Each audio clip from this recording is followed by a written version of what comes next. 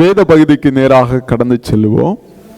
எபிரேயருக்கு எழுதின நிருபம் 3வது அதிகாரம் 1வது வசனத்தை யாராவது ஒருவர் வாசி.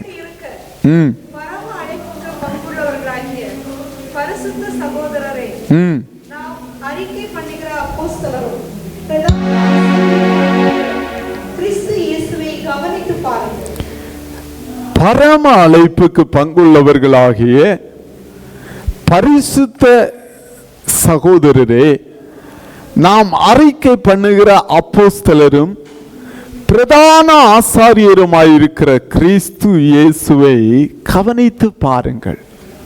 ஆண்டவரே, இந்த ராத்திரி வேளையில் ஆண்டவர் எங்களோடு பேசும். நாங்கள் ஜஸ்ட் வசனத்தை மட்டும் கேட்கிறவர்களாய் அல்ல, அதனுடைய ஆழங்களுக்குள்ளாய் வெளிப்பாடுகளுக்குள்ளாய் ஒவ்வொருவரையும் அழைத்து செல்வீராக. இயேசு கிறிஸ்துவின் நாமத்தில் ஜெபிக்கிறேன், ஜீவனுள்ள நல்ல பிதாவே, ஆமென். இந்த எபிரேய நிருபத்தில் இப்படி வாசிக்கிறோம், பிரதான ஆசாரியராய் இருக்கிற கிறிஸ்து இயேசுவை கவனித்து பாருங்கள். பிரதான ஆசாரியர், நல்லா கவனிங்க. இன்னைக்கு ஆசாரியர்கள் இல்லைன்னா பாஸ்டர் இல்லைன்னா குரு அப்படின்னு சொன்னாலே அவர்களுக்கு என்று ஒரு மதிப்பு இருக்கிறது, ஒரு கனம் இருக்கிறது. எனக்கு சின்ன வயசுல ஞாபகம் இருக்கிறது, இந்த குருவானவர்கள் அப்படி பைக்கில் போவாங்க. போகிறப்பவே அவங்களுக்கு வணக்கம் சொல்றதுக்கு நான் வீட்டில இருந்து ஓடுவேன். ஹல்லேலூயா. எல்லாருக்கும் ஒரு எண்ணம் இருக்கிறது, ஒரு பாஸ்டர், ஒரு குரு. அதுலேயும் குறிப்பாக ஒரு நல்ல ஊழியக்காரர், ஒரு நல்ல தேவ மனுஷன், நல்ல ஒரு பாஸ்டர், நல்ல ஒரு போதகர் இருந்தா நம்ம எல்லாரும் ஆசீர்வதிக்கப்படுகிறோம். நாம் ஆசீர்வதிக்கப்படுகிறோம். நமக்கு எல்லாருக்கும் ஒரு ஆசை இருக்கிறது, ஒரு நல்ல போதகர், நல்ல ஒரு போதகர் நமக்கு வேணும் அப்படின்னு நம்ம நினைக்கிறோம். பழைய ஏற்பாட்டிலையும் போதகர், குறிப்பா சொல்ல போனா ஆசாரியன் இல்லாம ஆராதனை இல்லை. ஆசாரியன் தேவனுடைய பிரசன்னத்திலே போய் நிற்கிறவனாயிருந்தான். முழு இஸ்ரவேலர்களுக்கும் தேவனுடைய பிரசன்னத்தில் போக முடியாது. அதனால ஆண்டவர் ஒரு ஆசாரியனை, இன்னும் சொல்ல போனா பிரதான ஆசாரியனை நியமித்தார். அல்லேலூயா. ஆராதனை இருக்கிறது, உடன்படிக்கை பெட்டி இருக்கிறது, பரிசுத்த கூடாரம் இருக்கிறது.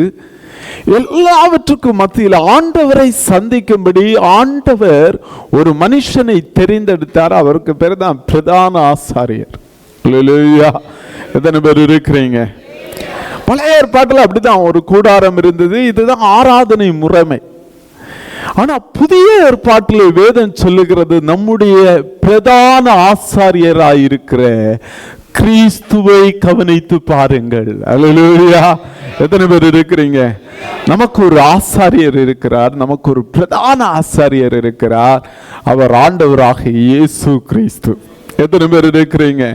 கரங்களை உயர்த்தி அல்லேலூயா. இன்னைக்கு இந்த இயேசு பிரதான ஆசாரியராய் எப்படி செயல்படுகிறார், நம்முடைய வாழ்க்கையில் அவர் எப்படி செயல்படுகிறார் என்பதை குறித்து நம்ம கொஞ்சம் சிந்திக்க போகிறோம். வேதம் சொல்லுகிறது, 2வது வசனம் 3:2 சொல்லுகிறது, தேவனுடைய வீட்டில் மோசே எங்கு உண்மையுள்ளவராய் இருந்தது போல இவரும் தம்மை ஏற்படுத்தினவருக்கு உண்மையுள்ளவராய் இருக்கிறார். அல்லேலூயா. நமக்கு ஊழியக்காரராய் இந்த இயேசுவை ஏற்படுத்தினவர் யார் அப்படின்னு சொன்னா, பிதா நமக்கு ஏற்படுத்தி இருக்கிறார். சொல்லுங்க, நமக்கு பிரதான ஆசாரியராய் இயேசுவை பரலோகம் ஏற்படுத்தி இருக்கிறது. அல்லேலூயா. அல்லேலூயா. சில சபைகளில் எல்லாம் ஒரு வழக்கம் இருக்கிறது, ஒரு பாஸ்டர் ஒரு சபைக்கு அனுப்புவாங்க, 3 வருஷம் அவங்க ஊழியம் செய்வாங்க, அது முடிச்சுட்டு அவங்க அடுத்து ஒரு சபைக்கு போவாங்க, அவங்கள தலைமை இடத்திலிருந்து அனுப்புவாங்க. அல்லேலூயா. ஆனால் வேதம் சொல்லுகிறது, பிரதான ஆசாரியராக இயேசுவை பரலோகம் நமக்கு ஏற்படுத்தி இருக்கிறது. எத்தனை பேர் இருக்கிறீங்க? அல்லேலூயா. அல்லேலூயா. வேதம் சொல்லுகிறது, மோசே தேவனுடைய வீட்டில் எங்கும் உண்மையுள்ளவர் ஆயிருந்தது போல இவரும் தம்மை ஏற்படுத்தினவருக்கு உண்மையுள்ளவர் ஆயிருக்கிறார். அல்லேலூயா, அல்லேலூயா. நல்லா பாருங்க, இந்த வேத பகுதி சொல்லுகிறது, தம்மை ஏற்படுத்தினவருக்கு, தம்மை ஏற்படுத்தினவருக்கு, தன்னை அப்பாயின்மெண்ட் பண்ணினவருக்கு பரலோகம் என்ன விரும்புகிறதோ அதை இந்த பூமியில செய்து முடிக்கும்படி அவர் உண்மையுள்ளவராயிருக்கிறார். எத்தனை பேர் விசுவாசிக்கிறீங்க? இன்னைக்கு உங்க வாழ்க்கையில அதுதான் வேதம் சொல்லுகிறது. எபிரேயர் 3வது அதிகாரம் 6வது அதிகாரம் 6-7 வசனம் சொல்லுகிறது, உறுதியாய் பற்றி கொண்டிருப்போமையாக நாமே அவருடைய வீடாயிருப்போம். வேதம் சொல்லுகிறது, இந்த இயேசு கிறிஸ்து மோசே பழைய ஏற்பாட்டில் தேவனுடைய வீட்டில் எங்க உண்மையுள்ளவராயிருந்தார், இன்னைக்கு நாம வீடாயிருக்கிறோம், சபை வீடாயிருக்கிறது. இந்த வேதம் சொல்லுகிறது, இந்த இடத்துல தேவனுடைய சித்தத்தை பூரணமாய் நிறைவேற்றும்படி அவர் உண்மையுள்ளவராயிருக்கிறார். எத்தனை பேர் இருக்கிறீங்க? நம்மை கட்டி எழுப்புகிறார், நம்ம கட்டி எழுப்புகிறார். ஆண்டவர் நம்முடைய சித்தத்தை இல்லை, நம்முடைய விருப்பம் மாதிரி அவர் ஊழியம் செய்யறது கிடையாது. ஆனா பரலோகம் விரும்புகிறது போல ஒவ்வொரு விசுவாசியையும் அவர் கட்டி எழுப்புகிறார். எத்தனை பேர் விசுவாசிக்கிறீங்க? இந்த உறுதி எத்தனை பேர் இருக்கு? ஆமென். இயேசு என்கிற பிரதான ஆசாரியர் பரலோகம் விரும்புகிறது போல என்னை கட்டி எழுப்புவார். அல்லேலூயா. எத்தனை பேர் விசுவாசிக்கிறீங்க? பரிசுத்த ஆவியானவர் தங்கும்படி அவர் விரும்புகிறது போல நம்மை கட்டி எழுப்புவார். நம்மால அவருடைய வீடாய் மாற்றுவார். பரலோகம் நமக்குள்ளே வந்து வாசம் பண்ணுகிறபடி. பழைய ஏற்பாட்டில் தேவன் பரலோகத்திலிருந்து இறங்கி வந்து அந்த இடத்திலே பாளையத்திலே வாசம் பண்ணும்படி மோசே எல்லாவற்றையும் நேர்த்தியாய் செய்தது போல தேவன் பூமியிலே வாசம் பண்ணும்படி, சபையிலே வாசம் பண்ணும்படி இயேசு சகலவற்றை நேர்த்தியாய் கட்டுகிறார். எத்தனை பேர் விசுவாசிக்கிறீங்க? கரங்களை உயர்த்தி. நமக்கு நேரம் இல்லாததுனால கொஞ்சம் சீக்கிரமாய் நம்ம கடந்து செல்லுவோம். அல்லேலூயா, அல்லேலூயா. நீங்க தொடர்ந்து வாசிக்கிற போது எபிரேயர் 4வது அதிகாரம் 14வது வசனத்தை வாசிங்க. வானங்களின் வழியாய் பரலோகத்திற்கு போன தேவகுமாரனாகிய இயேசு என்னும் மகா பிரதான ஆசாரியர்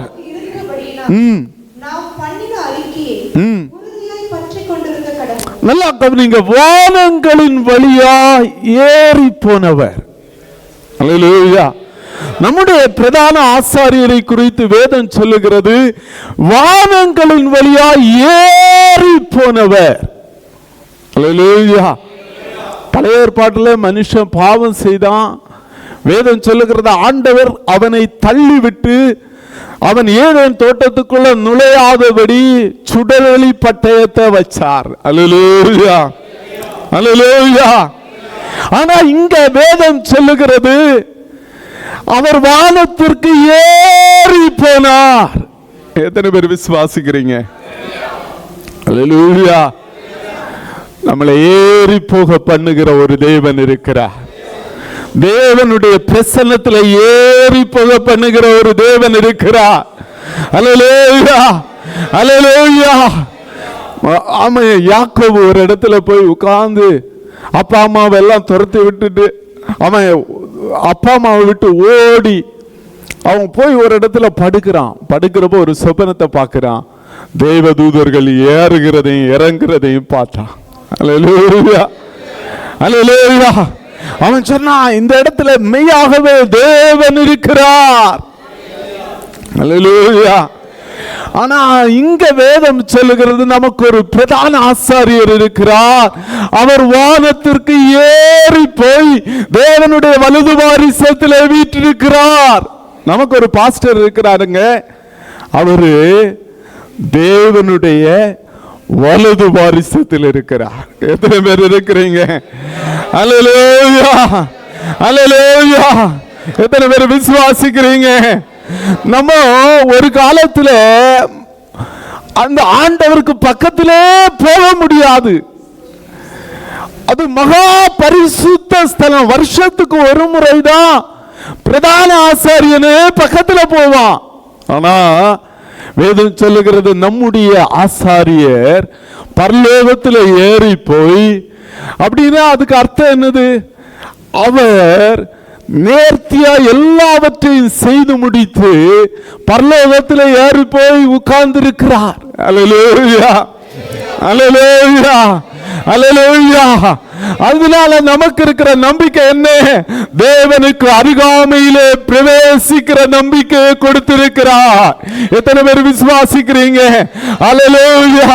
ஏற்றுக்கொள்றவங்க கரங்களை தட்டி ஆண்டவரை ஸ்தோத்திரம் பண்ணுங்க. ஆமா, நான் தூரமானவன் அல்ல. ஆண்டவராகிய இயேசு கிறிஸ்து மாம்சத்திலே வந்தவர். அவர் பிதாவினுடைய வலது பாரிசத்திலே வீற்றிருக்கிறபடியினாலே நானும் அவருக்கு பக்கத்தில் போகிற ஸ்வாக்கியத்தை ஆண்டவர் தந்திருக்கிறார். அல்லேலூயா, அல்லேலூயா. அதுதான் அவரை குறித்து வேதம் சொல்லுகிறது. நீங்க வாசிச்சு பாருங்க. 4வது அதிகாரம் 15-16 சொல்லுகிறது, நம்முடைய பலவீனங்களை குறித்து பரிதபிக்க கூடாத பிரதான ஆசாரியர் நமக்கு இராமல். அல்லேலூயா. நல்லா கவனிங்க. இவர் எப்படிப்பட்ட பிரதான ஆசாரியர்? எப்படிப்பட்ட பிரதான ஆசாரியர்? இயேசு எப்படிப்பட்ட பிரதான ஆசாரியர்? நல்லா கவனிங்க. இது நம்முடைய ஜெப வாழ்க்கையை மாற்றும். நம்ம பல வேளைகளில் ஜெபம் பண்றப்ப எப்படி நினைக்கிறோம்? நம்ம ஆண்டவரை எப்படி பார்க்கிறோம்னா, ஆண்டவருக்கு இந்த பிரச்சனை எப்படி தெரியும்? நான் போற கஷ்டம் ஆண்டவருக்கு எப்படி தெரியும்? ஆனால் வேதம் சொல்லுகிறத பாருங்க. 15வது வசனம் சொல்லுகிறது, நம்முடைய பலவீனங்களை குறித்து பரிதபிக்க கூடாத பிரதான ஆசாரியர் நமக்கு இராமல், நம்மை போல சோதிக்கப்பட்டும் பாவம் இல்லாதவராயிருக்கிற பிரதான ஆசாரியர். அல்லேலூயா. எத்தனை பேர் இருக்கிறீங்க? நம்மை போல அவர் சோதிக்கப்பட்டார். ஆமென். நம்மை போல அவர் வேதனைப்பட்டார். அதனால வேதம் என்ன சொல்லுகிறது? பரிதபிக்க கூடாத பிரதான ஆசாரியர் நமக்கு இல்ல. அல்லேலூயா. எத்தனை பேர் இருக்கிறீங்க? இயேசு கிட்ட போறப்ப நமக்குள்ள ஒரு பெரிய எண்ணம் இருக்கும். ஓ, ஏன் எனக்கு இவ்வளவு கஷ்டம்? ஏன் இவ்வளவு வேதனை? ஏன் இவ்வளவு வியாதி? ஏன் இவ்வளவு கடன் பிரச்சனை? ஏன் இவ்வளவு நிந்த? ஏன் இவ்வளவு அவமானங்கள்? கடவுள் ஏன் இதெல்லாம் அனுமதிக்கிறார் அப்படின்னு நம்ம கேட்போம். அல்லேலூயா, அல்லேலூயா. ஆனால் வேதம் சொல்லுகிறது, நம்முடைய பலவீனங்களை குறித்து பரிதபிக்கிற காரணம் என்ன? நம்மை போல எல்லா விதத்திலும் அவர் சோதிக்கப்பட்டார். எத்தனை பேர் இருக்கிறீங்க? அல்லேலூயா, அல்லேலூயா. நிறைய வேளையில வாலிப பிள்ளைங்க கேட்பாங்க, பாஸ்டர் என்னால இந்த பிரச்சனை, இந்த பாவ வல்லமையை தாண்ட முடியவே இல்லை. அல்லேலூயா. வேதம் சொல்லுகிறது, நம்மை போல அவர் எல்லா விதத்திலும் சோதிக்கப்பட்டார். அல்லேலூயா. நம்முடைய பிரதான ஆசாரியனை பாருங்க. நம்ம ஒரு வேதனையில போய் இருக்கிறப்போ, நம்ம ஒரு பிரச்சனையில போய் இருக்கிறப்போ, வேதம் சொல்லுகிறது, அவர் நம்மை குறித்து பரிதபிக்கிறார். எத்தனை பேர் இருக்கிறீங்க? அல்லேலூயா, அல்லேலூயா, அல்லேலூயா. ஆமென், அல்லேலூயா. நம்மை குறித்து பரிதபிக்கிறார். உபத்திரவப்படுகிறவனுடைய உபத்திரவத்தை அவர் அற்பமாய் எண்ணுவதில்லை. அல்லேலூயா. அதுதான் வேதம் சொல்லுகிறது. நீங்க 5வது அதிகாரம் 7வது வசனம் சொல்லுகிறது, அவர் மாம்சத்தில் இருந்த நாட்களில் தம்மை மரணத்திலிருந்து ரட்சிக்க வல்லமுள்ளவரை நோக்கி பலத்த சத்தத்தோடும் விண்ணப்பத்தோடு, அப்பா உமக்கு சித்தமானால் என்னை விடுவியும், பிதாவே பிதாவே என்னை விடுவியும், ஏன் என்னை கைவிட்டீர்? அல்லேலூயா. பாருங்க, நமக்கு இருக்கிற பிரதான ஆசாரியர் எப்படிப்பட்டவர்? நம்மை போல எல்லா விதத்திலும் சோதிக்கப்பட்டவர். அல்லேலூயா. எத்தனை பேர் இருக்கிறீங்க? நம்மை போல எல்லா விதத்திலும் நிந்திக்கப்பட்டவர். ஆமே. நீங்க ஒரு பிரச்சனையை போய் சொல்றப்போ இயேசு உங்களை பார்த்து, உனக்கு இது வேணும், நீ செய்த பாவம் தான் இதுக்கு பிரச்சனை, நீ செய்த தவறு தான் இதுக்கு பிரச்சனை, நீ செய்த காரியம் தான் இதுக்கு பிரச்சனை அப்படின்னு சொல்லி குற்றம் சாட்டுகிறவராய் அல்லாமல் வேதம் சொல்லுகிறது நம்மை குறித்து பரிதபிக்கிற ஒரு ஆண்டவர் இருக்கிறார். எத்தனை பேர் இருக்கிறீங்க? நம்முடைய பிரதான ஆசாரியனுக்கு நீங்க போற வேதனைகள் தெரியும், நீங்க போற பிரச்சனைகள் தெரியும், உங்க குடும்பத்தில் போகிற சூழ்நிலைகள் புரியும். அல்லேலூயா. எத்தனை பேர் இருக்கிறீங்க? அதனால நான் வேதம் சொல்லுகிறது, நாம் இரக்கத்தை பெறவும் ஏற்ற சமயத்தில் சகாயம் அடையும் கிருபை அடையவும் தைரியமாய் கிருபாசனத்தில் அண்டையில் சேர கடவோம். அல்லேலூயா. சில வேளையில உங்க பிரச்சனைகளை மனுஷங்க கிட்ட சொன்னா அவர்கள் உங்களை பார்த்து சிரிக்கலாம், அவங்க உங்களை பார்த்து குற்றம் சாட்டலாம். ஆனா நமக்கு ஒரு பிரதான ஆசாரியர் இருக்கிறார். பிதாவினுடைய வலது பாரிசத்தில் உட்கார்ந்து இருக்கிறவர் கிருபையின் ஆசனத்தண்டையில் இருக்கிறார்.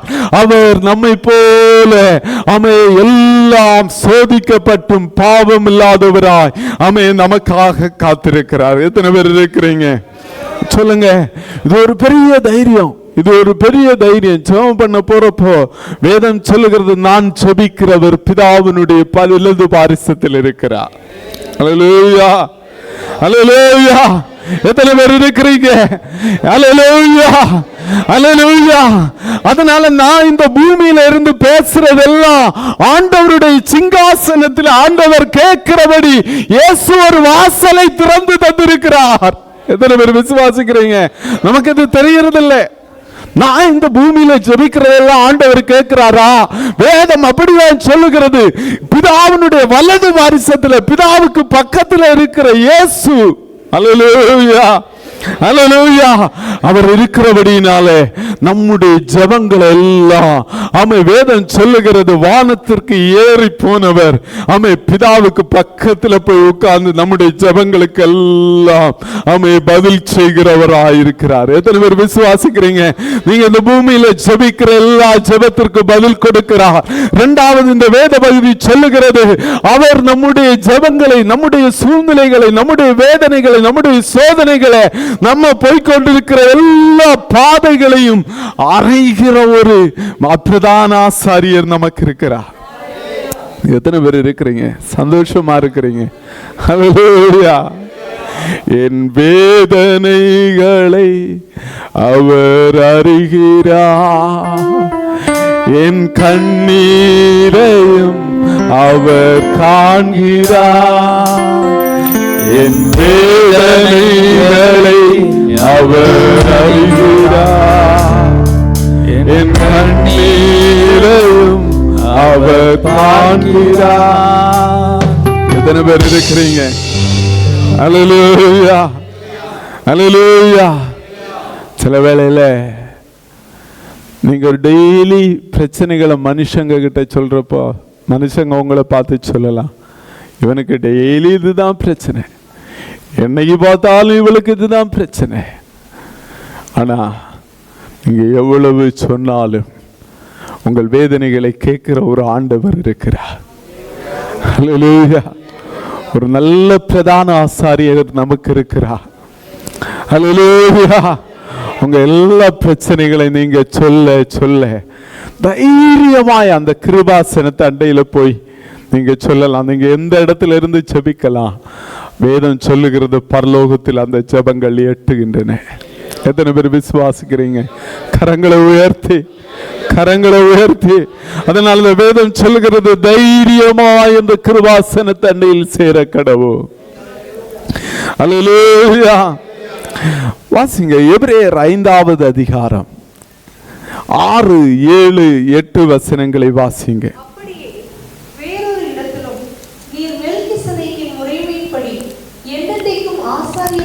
நல்லா கவனிங்க. வேதம் சொல்லுகிறது அவர் மாம்சத்தில் இருந்த நாட்களிலே தம்மை ரட்சிக்க வல்லமையுள்ளவரை பலத்த சத்தத்தோடும் கண்ணீரோடும் விண்ணப்பம் பண்ணி வேண்டுதல் செய்து தமக்கு உண்டான பயபக்தி. அல்லேலூயா. நல்லா கவனிங்க. இயேசு இந்த பூமியில வாழ்ந்தபோது அவர் பூரண மனுஷராயிருந்தார். அல்லேலூயா. பூரண தெய்வமாயிருந்தார், பூரண மனுஷரா இருந்தார். பூரண மனுஷனா நம்மை போல. சொல்லுங்க, நம்மை.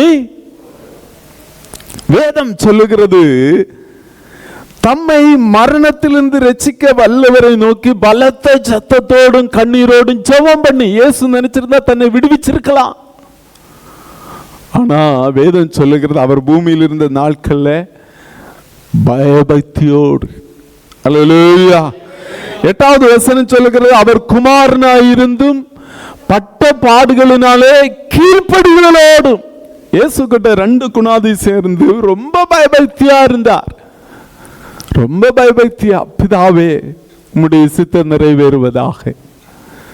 2வது அவர்கிட்ட இருந்த ஒரு குணாதிசயம் கீழ்ப்படிதல். எல்லாத்திலையும் கீழ்ப்படிஞ்சார், எல்லாத்திலையும் கீழ்ப்படிந்தார். அதனால வேதம் என்ன சொல்லுகிறது, அவர் பூரணரானார். எத்தனை பேர் விசுவாசிக்கிறீங்க? உங்க வாழ்க்கையில உபத்திரம் வருகிற போது, பாடுகள் வருகிற போது, அதன் மூலமாய் ஆண்டவர் உங்களை பூரணப்படுத்துகிறார். அல்லேலூயா. நம்ம நிறைய வேளையில நினைக்கிறோம், ஏன் எனக்கு இவ்வளவு பிரச்சனை, ஏன் இவ்வளவு பாடு, ஏன் இவ்வளவு உபத்திரவம்,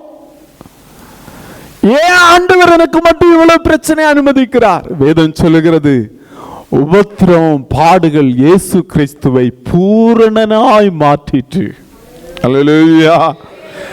ஏவாள் தோற்று போன இடம், ஆதாம் தோற்று போன இடத்துல வேதம் சொல்லுகிறது, உபத்திரவம் பாடுகள் அவரை பூரணராய் மாற்றிட்டு.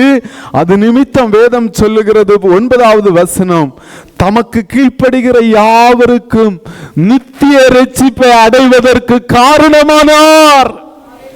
எத்தனை பேர் விசுவாசிக்கிறீங்க? உங்க வாழ்க்கையில சில உபத்திரம் வருது, உங்க வாழ்க்கையில சில பாடுகள் வருகிறது, நீங்க அதுல கீழ்ப்படிந்து அதுல நீங்க தேவ பக்தியா இருந்து நீங்க அநேகருக்கு ஆசீர்வாதமா மாற போறீங்க. கரங்களை உயர்த்தி சொல்லுங்க. உங்க வாழ்க்கையில நிறைய பாடு இருக்குன்னா நீங்க அநேகருக்கு ரட்சிக்கப்படுகிறவர்களா மாற போறீங்க. அல்லேலூயா, அல்லேலூயா. நீங்க வேதம் சொல்லுகிற ஒரு காரியத்தை கூட வாசிங்க. அவர் பூமியில் இருந்த போது அவர் ஜெபித்தார். வேதம் சொல்லுகிறத வாசிங்க. எபிரேயர் 7வது அதிகாரம் 25வது வசனத்தை வாசிங்க. தமது மூலமாய் தேவனிடத்தில் சேர்கிறவர்களுக்காய் வேண்டுதல் செய்யும்படிக்கு. நல்லா கவனிங்க. இயேசு இன்னைக்கும் உங்களுக்காகவும் எனக்காகவும் ஜெபம் பண்ணிட்டே இருக்கிறார். நீங்க அந்த வசனத்தை தெளிவா வாசிங்க. தமது மூலமாய் தேவனிடத்தில் சேர்கிறவர்களுக்காக வேண்டுதல் செய்யும்படி. அல்லேலூயா. எத்தனை பேர் இருக்கிறீங்க? உங்களுக்காக இயேசு ஜெபம் பண்ணிட்டு இருக்கிறார். அல்லேலூயா, அல்லேலூயா. இயேசு பூமியில இருந்தப்ப நிறைய பேருக்காக ஜெபம் பண்ணார். பேதுரு அவன் எப்போதும் சொன்னான், மறைச்சாலும் நான் உண்மை விட்டு விலக மாட்டான். ஆண்டவர் சொன்னார், பேதுருவே நான் உனக்காக ஜெபம் பண்ணி இருக்கிறேன். அல்லேலூயா, அல்லேலூயா. உன் விசுவாசம் அழிந்து போகாதபடி நான் வேண்டிக் கொண்டேன். யோவான் 17வது அதிகாரத்தை வாசிங்க. இயேசு தம்முடைய சீசர்களுக்காக பிரதான ஆசாரியரா ஒரு பெரிய ஜெபத்தை பண்றாரு. வேதம் சொல்லுகிறது, இன்னைக்கும் நம்முடைய ஆசாரியர் நமக்காக ஜெபம் பண்ணிட்டு இருக்கிறார். அல்லேலூயா. எத்தனை பேர் தைரியமா சொல்லுவீங்க, எனக்காக இயேசு பிதாவினுடைய வலது பாரிசத்துல உட்கார்ந்து ஜெபம் பண்ணிட்டே இருக்கிறார்? எத்தனை பேர் இருக்கிறீங்க? நானும் நீங்களும் நிலை நிற்பதற்கு காரணம் என்ன தெரியுமா? நம்முடைய பிரதான ஆசாரியர் நமக்காக பரிந்து பேசிக் கொண்டிருக்கிறார். ஆண்டவரே, இவனை பழிச்சிடாதீங்க ஆண்டவரே, கொஞ்ச காலம் விட்டுருங்க ஆண்டவரே, இவன் மனம் திரும்பிடுவான் ஆண்டவரே, இவனும் பெரிய ஊழியக்காரனா வருவான் ஆண்டவரே, இவனும் பரிசுத்தவானா வருவான் ஆண்டவரே, இவனும் நீதிமானா வருவான் ஆண்டவரேன்னு சொல்லி நமக்காக பரிந்து பேசுகிற ஒரு ஆண்டவர் இருக்கிறார். எத்தனை பேர் இருக்கிறீங்க? அல்லேலூயா. உங்களுக்காகவும் எனக்காகவும் பரிந்து பேசுகிறவர். அதனாலதான் வேதம் சொல்லுகிறது, அவர்களை முற்றும் முடிய ரட்சிக்க வல்லவர் ஆயிருக்கிறார்.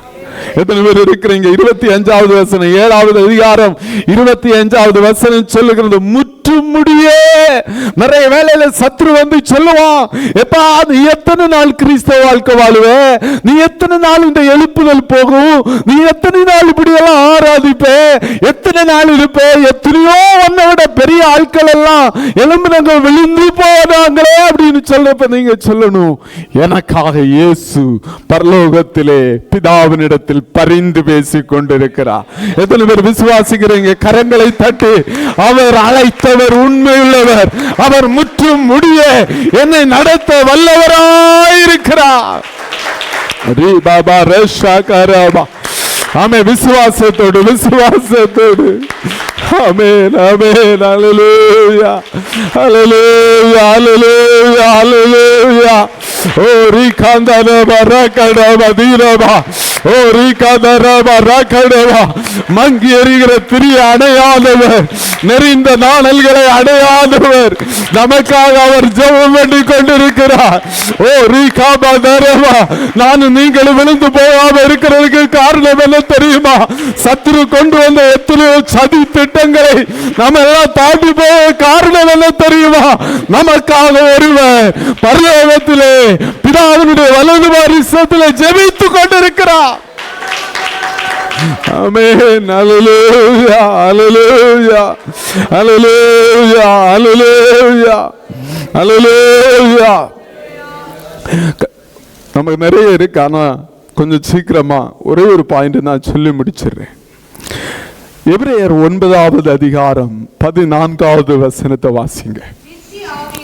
நித்திய ஆவியினாலே தம்மை தாமே பழுதற்ற பலியாக. நல்லா கவனிங்க, பழைய ஏற்பாட்டில் இஸ்ரவேல் ஜனங்களுக்காக பலியிடுவதுதான் ஒரு பிரதான ஆசாரியனுடைய முக்கியமான வேலை. பலியிடுறது சும்மா போய் ஏதோ ஒரு ஆட்டை வெட்டணும் மாட்டை வெட்டணும்னு பலியிட முடியாது. அது அந்த பலியை ஆண்டவர் ஏற்றுக்கொள்ளணும். அல்லேலூயா. நம்ம பாட்டுக்கு சர்ச்சுக்கு வர்றோம், ஒரு ஆட்டை வெட்டுறோம் மாட்டை வெட்டுறோம், ஆனா அந்த பலியை ஆண்டவர் ஏற்றுக்கொள்ளணும். அல்லேலூயா. அதான் ஆசாரியன் சும்மா எல்லாம் பலி போட மாட்டாங்க. ஒரு ஆட்டை கொண்டு வந்தா மாட்டை கொண்டு வந்தா அந்த பலி பழுத்தா இருக்கா, அதுக்கு குருடு இருக்கா, செவிடா இருக்கா, முடமுள்ளது இருக்கா, சிலரெல்லாம் நோயுள்ள வியாதி பிடிச்சதெல்லாம் கொண்டு வருவாங்க. அதெல்லாம் சோதிச்சு பார்த்து அவங்களுடைய பிரதான நோக்கம் என்னன்னா, இந்த பலியை பரலோகம் ஏற்றுக்கொள்ளணும். அல்லேலூயா. பழைய ஏற்பாட்டில் அப்படிதான், ஜனங்களுடைய பாவங்களுக்காக பலி மேல பலி. ஆனா வேதம் சொல்லுகிறது, பழுதற்ற பலியாக தேவனுக்கு ஒப்பு கொடுத்த கிறிஸ்துவின் ரத்தம். அல்லேலூயா. இருக்கிறீங்க, இந்த உலகத்தில் பழுதில்லாதவர் ஒரே ஒருவர், ஆண்டவர் மட்டும்தான். அவர் உங்களுக்காக தன்னை பலியாக கொடுத்தார். அல்லேலூயா அல்லேலூயா. எனக்காக உங்களுக்காக தன்னையே பலியாக கொடுத்தார். அதனால வேதம் என்ன சொல்லுகிறது பாருங்க, தேவனுக்கு ஊழியம் செய்வதற்கு உங்கள் மனசாட்சி அது சுத்திகரிக்குதா பாருங்க.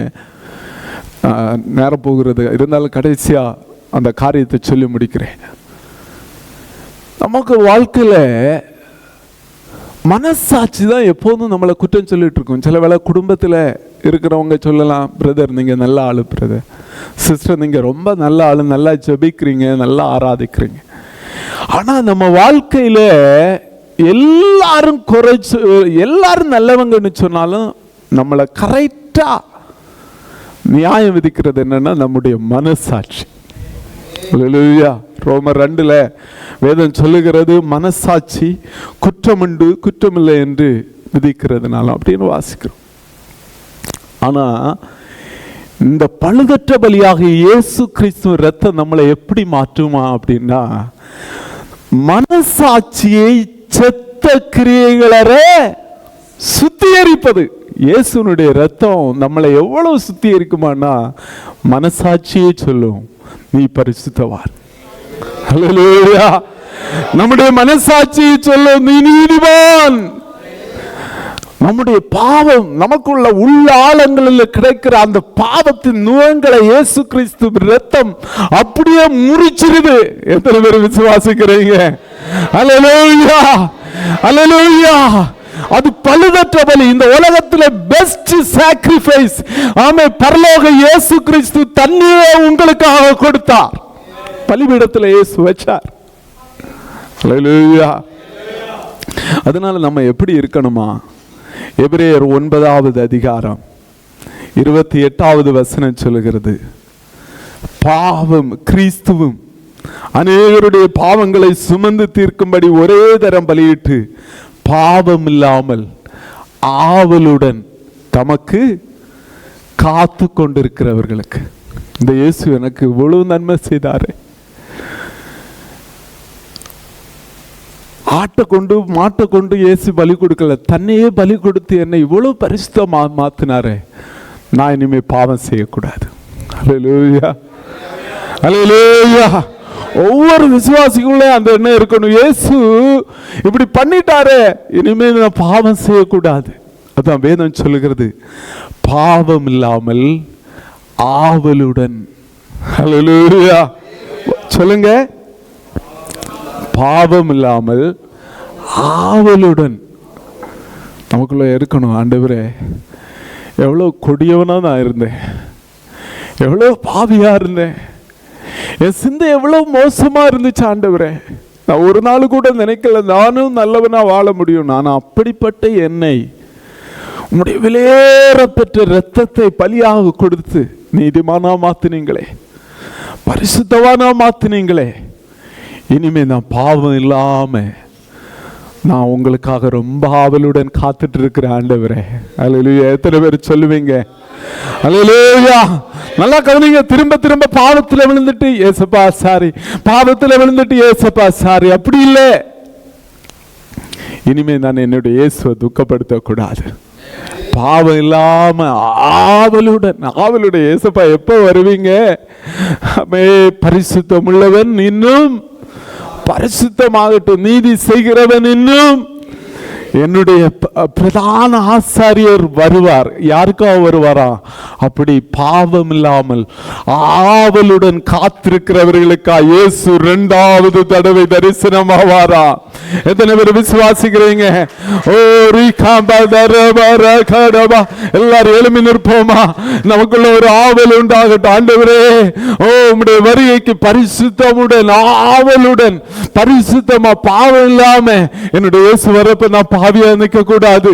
ஆமே, என்னுடைய இயேசு வரப்போ நான் ஒரு பரிசுத்தவானா நிற்கணும். ஆமே, நான் என்னுடைய இயேசு வரப்போ நான் பாவியா நிற்க கூடாது, அநீதி உள்ளவனா நிற்க கூடாது.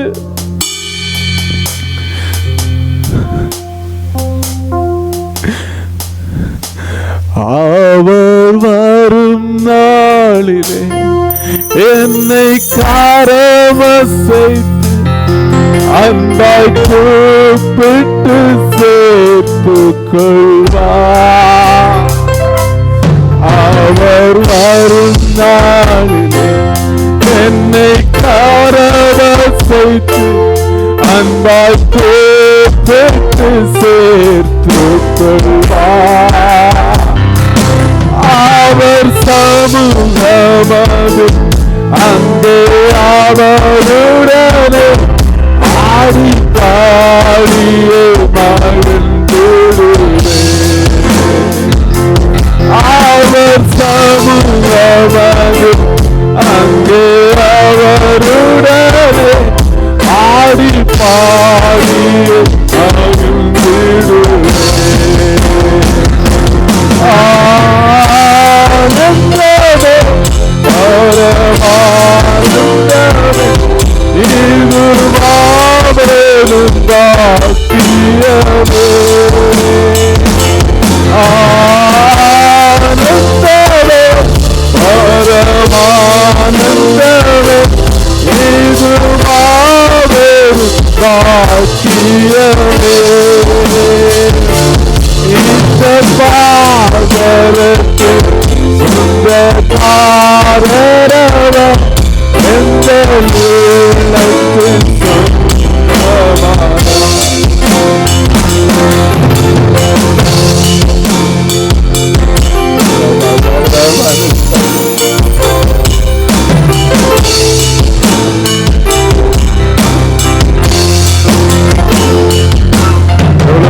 பெரிய பாக்கியம். ஒருவரும் சேரக்கூடாத ஒளியில் வாசம் செய்கிறோம். அன்னைக்கு ஒரு கூடாரத்துல மகா பரிசுத்த ஸ்தலத்துல வருஷத்துக்கு ஒரு முறைதான் பிரதான ஆசாரியன் நுழைய முடியும். இன்னைக்கு நீங்களும் நானும் முழங்கால் எடுக்கிற போது பரலோக பிரசன்னத்தை அனுபவிக்கிறோம். ஆண்டவர் நமக்கு அப்படிப்பட்ட வெளிப்பாடுகளை தருவாராக. பரலோகத்துக்கு ஏறி போகிற அனுபவங்களை சொல்லுகிறது. கர்த்தருடைய நாளில் யோவான் ஆவிக்குள்ளானார். அப்படிப்பட்ட அனுபவங்களுக்கு நேராக சபையை எடுத்து செல்வீராக. வானம் இந்த நாளில் திறக்கப்படுவதா? ஆண்டவரே, எப்பெல்லாம் நாங்க முழங்கால் படிக்கிறோமோ அப்பெல்லாம் உங்க நெருக்கத்தை அருகாமை உணரும்படி செய்யுங்கப்பா. உங்க சிங்காசனத்தை நாங்க தொடும்படி எங்களுக்கு உதவி செய்யுங்கப்பா. கர்த்தருங்கள் அப்படி ஆசீர்வதிங்க. ஒவ்வொரு பிள்ளைகளையும் ஆசீர்வதிங்க. இன்னைக்கு முதல் அவர்களுக்காய் ஜெபிக்கிற, அவர்களுக்காய் பரிந்து பேசுகிற, அவர்களுக்காக பரிதபிக்கிற ஒரு பிரதான ஆசாரியனுடைய தொடுதலை ஒவ்வொருவரும் அனுபவிப்பார்களாக. ஒவ்வொருவரும் அனுபவிப்பார்களாக. கர்த்தர் அப்படி ஒவ்வொருவரையும் ஆசீர்வதியும். கூட பெரிய காரியங்களை செய்யும். நசரேயனாகிய இயேசு கிறிஸ்துவின் நாமத்தில் ஜெபிக்கிறேன். ஜெபங்களின் ஜீவனுள்ள நல்ல பிதாவே, ஆமென். என் ஆத்துமாவே கர்த்தரை ஸ்தோத்திரி. என் முழுவதுமே அவருடைய பரிசு. என் ஆத்துமாவே கர்த்தரை ஸ்தோத்திரி. கர்த்தர் செய்த சகல வாரங்களை மறவாதே. ஆமென். பிதாவாகிய தேவனுடைய அன்பும் கர்த்தராகிய இயேசு கிறிஸ்துவின் கிருபையும் பரிசுத்த ஆவியானவருடைய அந்யோன்ய ஐக்கியமும் உங்கள் அனைவரோடு சதா காலங்களில் இருப்பதாக. ஆமென். God bless you. கர்த்தர் உங்களை ஆசீர்வதிப்பாராக.